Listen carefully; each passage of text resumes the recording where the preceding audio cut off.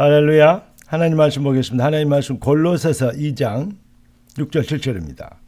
그러므로 너희가 예수를 주로 받았으니 그 안에서 행하되 그 안에 뿌리를 박으며 세움을 입어 교훈을 받은 대로 믿음에 굳건해서 감사함을 넘치게 하라. 8절에는 이랬습니다. 누가 헛된 철학과 속임수로 헛된 속임수로 너희를 노력할까 주의하라. 오늘 하나님이 우리에게 주신 응답의 제목은 복음 실현 체질입니다. 기도하고 말씀 받겠습니다. 존귀하신 주님, 응답의 주님을 찬양합니다. 주님 예비하신 완벽한 축복으로 귀한 자녀들이 완전한 능력자가 되도록 축복하옵소서. 주 그리스도 예수님의 이름으로 기도드립니다. 아멘. 빌립보 4장 6절 7절 말씀을 아시죠? 기도 응답이 뭡니까? 아무것도 염려하지 말고 오직 모든 일에 기도와 간구로 너희 구할 것을 감사함을 하나님께 하리라. 그리하면 모든 지각에 뛰어난 하나님의 평강이 그리스도 예수 안에서 너희 마음과 생각을 지키시라 했습니다. 마음과 생각이 바로 기도 응답이죠. 생각은 이미 그런데 맞는데 마음이 자꾸 다른 곳에 있다 이 말이죠. 사실은 인간이 이 두 가지 사움의 사이에서 갈등하게 되는 것입니다. 그러나 의식이 있는 지성인들은 나름대로의 기준을 가지고 또 이렇게 배운 지식과 학식에 또 이렇게 양심과 뭐에 의해서 이렇게 의식적으로 그 삶의 바운더리를 유지합니다. 그런데 문제는 결정적인 순간, 위기의 순간, 특히 자기가 위기를 당하거나 자기의 유익과 이익이 오고 손이 오는 이런 갈림길에서는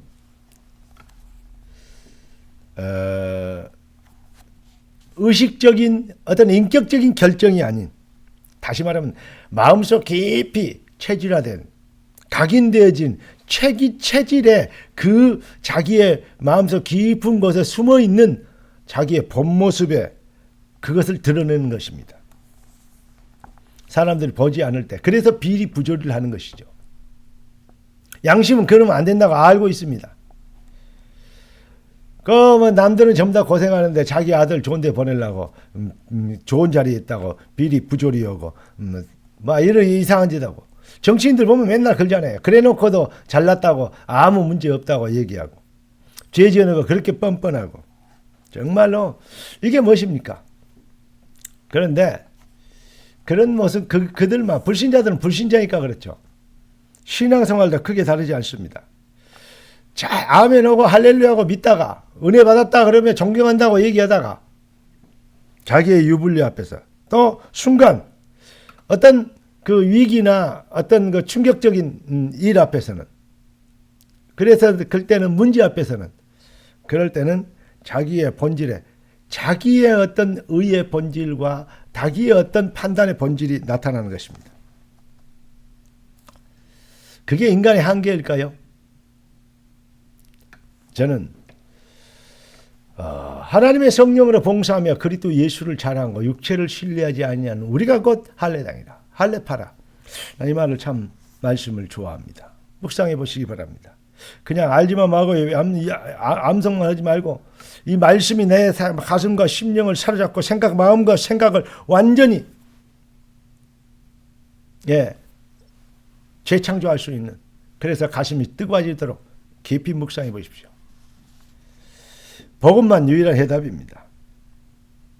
여러분, 이전 것은 지나가지 보라 새 것이 되었도다. 어디 나와 있죠? 고린도후서 5장 17절 아닙니까?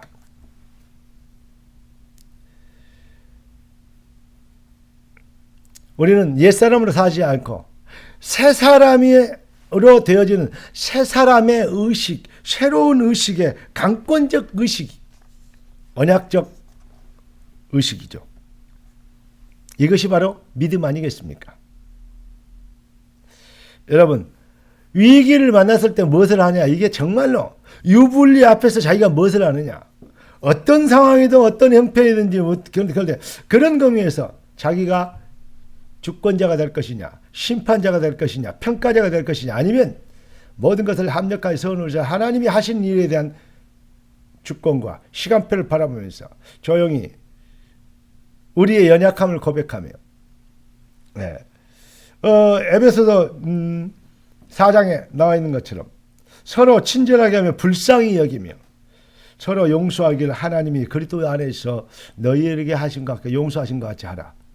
이렇게 인도를 받은. 그런데 모든 악독과 노함과 분냄과 떠드는 것과 비방하는 것과 회방하는 것을 서슴지 않는, 이게 바로 에베소 4장 31절에 나와 있는 거죠. 그러면 어떻게 됩니까? 32절에 있는 말씀인데 31절에 뭡니까? 그게 바로 성령을 근심하게 하는 겁니다. 구원의 날까지 우리가 성령의 인치심을 받았는데 그 일을 못하게 복음의 가치를 흐릿하게 만드는 것, 그게 바로 성령 해방죄 아닙니까?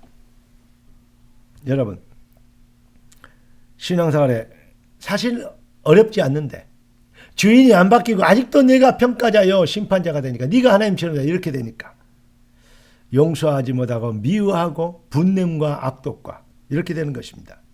바울과 사울의 차이, 요셉과 그 형들의 차이가 무엇입니까? 빌립보 4장 8절에 무엇이든지 참다며 무엇이든지 경건하며 무엇이든지 옳으며 무엇이든지 정결하며 무엇이든지 사랑할 만하며 칭찬을 만하며 무슨 기림이 있든지 무슨 덕이 있든지 이런 얘기를, 이것들을 생각하라 했습니다. 한마디로 뭐죠? 복음이 아니고는 해답이 없습니다. 네. 우리 속사람이 복음 실현의 체질이 되는 것. 자꾸 우리는 의식이 가지고 있을 때는 아멘 할렐루야 하다가 자기의 유부리 앞에서 어떤 위기나 충격 앞에서는 자꾸 복음 어디가 있습니까? 충격과 비방과 분냄과 떠드는 것과 이렇게 되어버린 거 아니겠습니까? 정말 에베소 3장 15절 17절 바울의 기도를 보십시오. 그 영광의 풍성을 따라 그의 성령으로 말미암아 너희 속사람을 능히 강건하게 하옵시며 17절 믿음으로 말미암아 그리스도께서 너희 마음에 계시게 하옵시고 너희가 사랑 가운데서 뿌리가 박히고 터가 굳어져서 복음 실현의 체질입니다. 능히 모든 성도와 함께 지식에 넘치는 그리스도의 사랑을 알아 그 넓이와 깊이와 길이가 어떠함을 하나님의 모든 충만한 것으로 너희에게 충만하게 하시기를 원하노라. 우리는 어떤 경우에도 사탄에게 속으면 안 됩니다. 사탄의 도구로 쓰임받으면 안 됩니다. 어떤 충격적인 일, 어떤 충격적인 사실 앞에서도 우리는 사탄을 이롭게 하면 안 됩니다. 왜 아담과 하와가 타락할 때 따먹었던 나무의 열매가 이름이 선악과일까요? 사탄은 지금도 그 선악과를 가지고 인생들을 농락하고 넘어뜨립니다. 복음을 복음되지 못하게 합니다. 빈대 잡자고 처가사는까지 다 불태워버리는 그런 참 아둔한 짓을 하게 만듭니다. 속지 말아야 되겠습니다. 교사 세계사를 보면 복음의 흥망이 아주 그 사이클이 있습니다.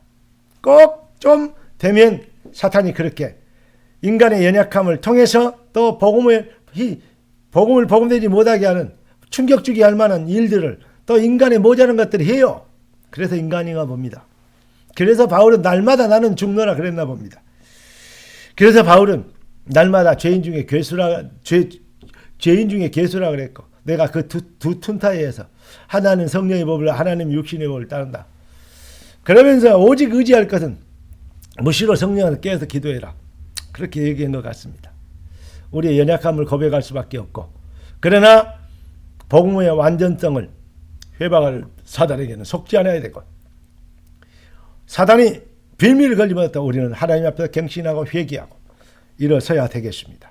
그리고 승리해야 되겠습니다. 날마다 우리의 작은 것이라도 하나님 앞에 코람되어 하며 우리는 주권적 각인, 뿌리 내린 해답, 결정적 선택의 언약 처질. 여러분, 하나님의 주권으로 각인되어지며 그리스도만이 유일한 해답인 것으로 우리는 뿌리를 내리고 모든 선택 앞에서 갈등 앞에서 우리는 뭐 해야 돼요?